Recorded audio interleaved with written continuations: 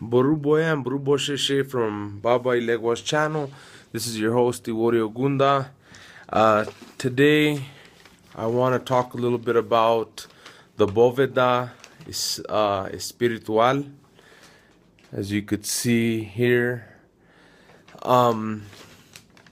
somebody asked me a question about the Bóveda and its origins, if that's how they did it in Nigeria, which is a really good question. The way what I've been taught and the belief systems that I have in my house, another house may not agree with this, but the way that things have been done, the way I've been taught. When the slaves were taken into Cuba, there was many different tribes. There was the people from the Congo or the Congo, which you have Palomayombe, people from Yoruba, which brought the Orisha tradition. So many different, I think there was like 7 tribes, the Mandika, the Kisi tribes. There was I think 7 tribes that ended up coming into Puerto Rico, Cuba, etc., etc. And they merged different traditions, as time went on. Before, there's a book, the book on Palo. It actually talks a little bit about how, the blacks at the time who were slaves ended up rising to a point of power because these Spaniards who were now occupying Cuba and Venezuela, all these places, were interested in the tradition of these Africans. And it put them in a position of power because now they weren't only looked at as slaves, but they were looked at as teachers because these white men wanted to learn their secrets. Some people got mad because some people initiated and taught white men and women, and some didn't. Some continued to teach. But there was a man by the name of Kardac. Excuse my cough, I have a little bit of a allergy thing going on.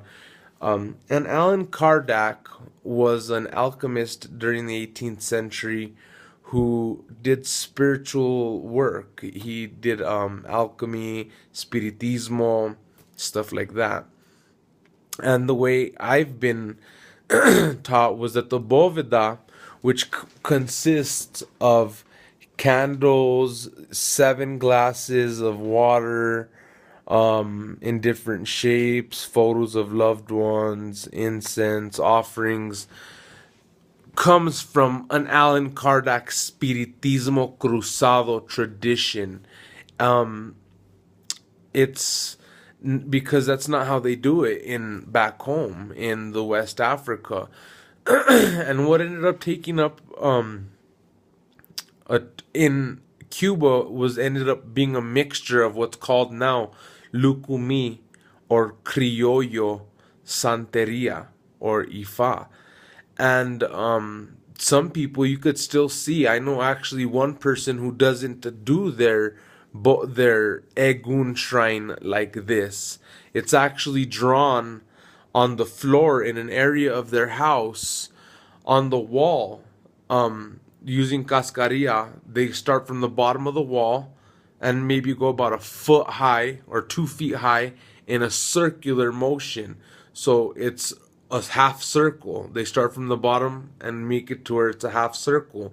Then on the tile, they complete the circle to where it goes back and it completes a circle. It looks like the sun setting and rising. That's actually what they say it represents, is the sun setting and rising. Setting in our world and rising in the world of the Eggun. And you'll see there they have different cups, different offering, different drinks, different representations of the muertos. That's a common, if you'd say Bóveda, where they make contact with their Eggun. This is a more cross of Spiritismo Cruzado, which was mixed with Allan Kardac and his spiritualism, and that's how the whole